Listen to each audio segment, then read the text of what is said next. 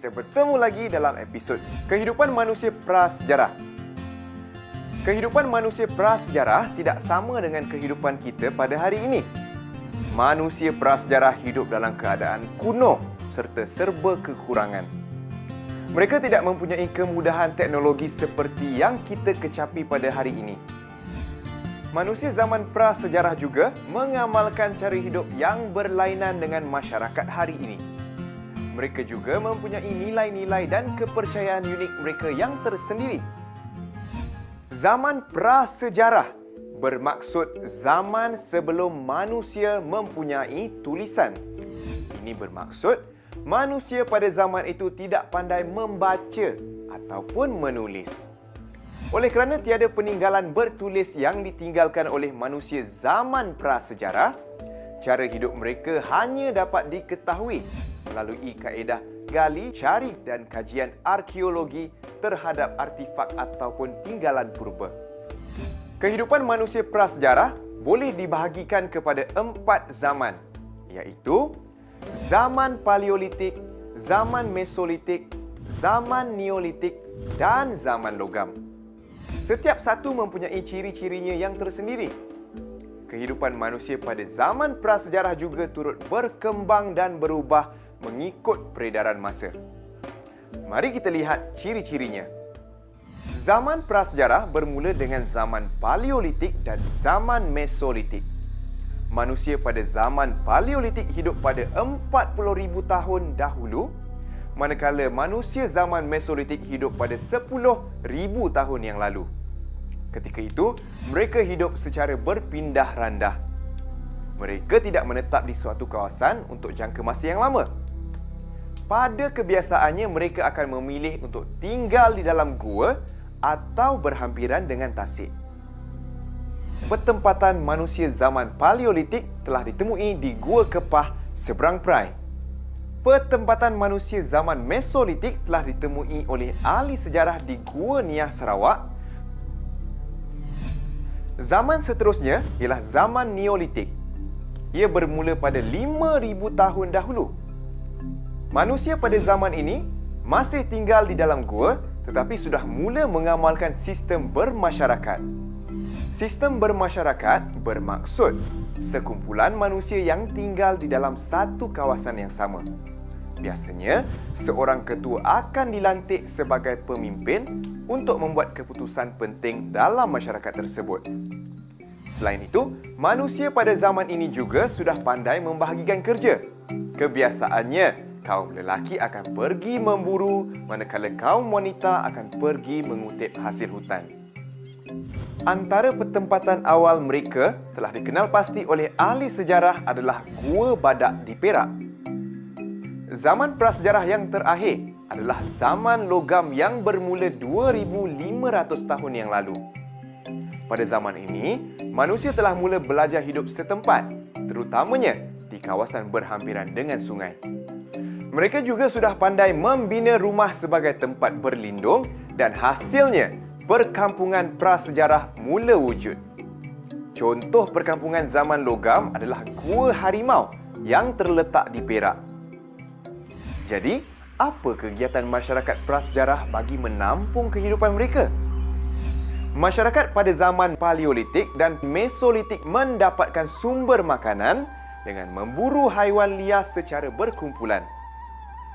Mereka juga turut mengutip hasil-hasil hutan yang boleh dimakan seperti ubi dan buah-buahan yang tumbuh liar. Apabila sumber yang ada di sekeliling mereka semakin berkurangan, mereka akan bergerak ke tempat lain untuk mencari kawasan yang lebih subur dan kaya dengan sumber makanan. Namun begitu, kegiatan masyarakat prasejarah mula berubah pada zaman Neolitik.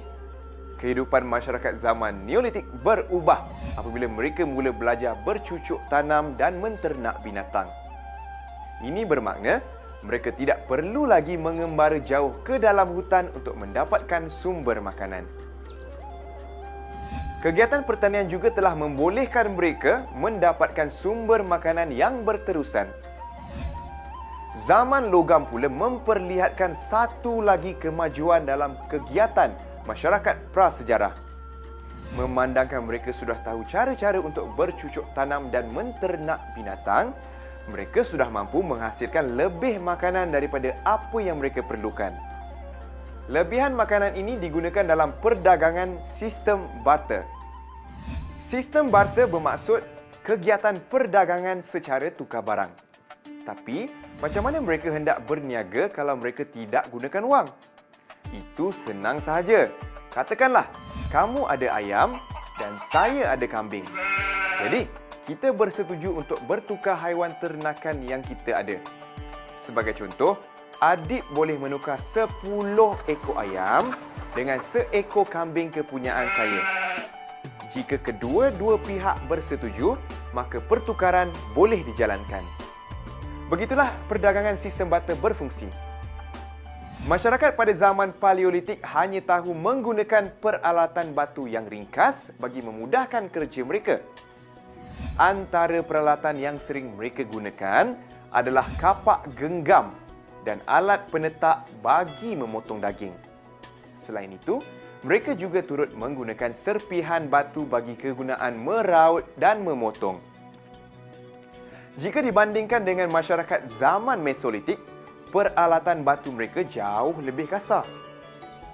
Masyarakat zaman Neolitik masih menggunakan peralatan batu. Cuma bezanya, peralatan yang mereka gunakan lebih licin buatannya dan mempunyai pelbagai fungsi. Sebagai contoh, mereka menggunakan peralatan batu seperti beliung untuk membuat perahu dan pemukul bagi menghaluskan kulit binatang untuk membuat pakaian. Selain itu, masyarakat zaman Neolitik juga mula menghasilkan peralatan tembikar. Contohnya, mereka mula menghasilkan bekas bagi menyimpan air dan periuk belanga bagi tujuan memasak. Tembikar yang mereka hasilkan turut digunakan dalam upacara pengebumian. Zaman terakhir digelar zaman logam kerana masyarakat pada zaman ini sudah tahu cara-cara melombong dan meleburkan logam bagi menghasilkan alat pertukangan. Penggunaan logam telah membawa perubahan yang besar dalam kehidupan masyarakat zaman logam. Kalau kamu gunakan kapak batu untuk menebang pokok, kemungkinan besar kapak yang kamu gunakan akan tumpul atau patah sebelum pokok itu tumbang. Tetapi, dengan menggunakan logam, peralatan yang mereka hasilkan lebih tajam dan tahan lama. Ini memudahkan pekerjaan mereka. Kebanyakan peralatan logam yang dihasilkan pada zaman ini adalah bagi kegunaan pertukangan, pertanian dan perdagangan. Antara contoh peralatan yang dicipta adalah loceng, kapak, sabit dan mata lembing. Semua masyarakat prasejarah tidak menganut sebarang agama, tetapi mereka mengamalkan kepercayaan animisme. Penganut kepercayaan animisme percaya yang setiap benda di dalam dunia mempunyai semangat orang mati. Mereka tidak menyembah Tuhan, tapi mereka memuja unsur-unsur alam yang ada di sekeliling mereka. Jika mereka ingin pergi memburu, mereka akan memuja semangat hutan. Tetapi, jika mereka ingin menangkap ikan, mereka akan memuja semangat sungai. Dengan memuja unsur-unsur alam, mereka berharap mereka akan mendapat perlindungan dan dapat membawa pulang hasil buruan yang banyak. Selain itu, masyarakat prasejarah turut mengamalkan upacara pengebumian. Biasanya, ahli masyarakat yang telah mati akan disemadikan di dalam sebuah lubang. Bagi masyarakat zaman Mesolitik, mayat akan dibengkokkan. Manakala bagi masyarakat zaman Neolitik, mayat akan dikebumikan bersama tembikar. Cara pengebumian masyarakat zaman logam pula berbeza kerana mayat dikebumikan menggunakan kubur batu kepingan. Walaupun masyarakat prasejarah hidup dalam keadaan kuno, tetapi banyak perkara yang boleh kita pelajari daripada cara hidup mereka. Manusia zaman prasejarah sangat kreatif dalam mencipta peralatan yang sesuai dengan keperluan hidup. Mereka juga sentiasa mencari jalan untuk memudahkan pekerjaan mereka seharian. Oleh sebab itu, peralatan yang mereka gunakan sentiasa berubah mengikut peredaran masa. Ini menunjukkan sikap inovatif yang ada pada manusia prasejarah. Sikap inovatif adalah faktor penting yang membawa kemajuan dalam kehidupan kita. Tanpa sikap inovatif, kita pasti tidak akan mencapai kemajuan yang kita nikmati pada hari ini. Selain itu, tinggalan manusia prasejarah adalah warisan yang perlu kita banggakan. Ia membuktikan kewujudan tamadun awal manusia di negara kita sejak beribu-ribu tahun dahulu. Melalui kajian ahli sejarah, kita dapat mengetahui corak penempatan dan aktiviti yang dijalankan oleh manusia prasejarah. Tinggalan masyarakat prasejarah haruslah dipelihara supaya generasi akan datang tidak akan melupakan asal-usul mereka. Ini penting bagi melahirkan warga negara yang mempunyai jati diri yang tinggi dan membentuk kepribadian bangsa yang mulia.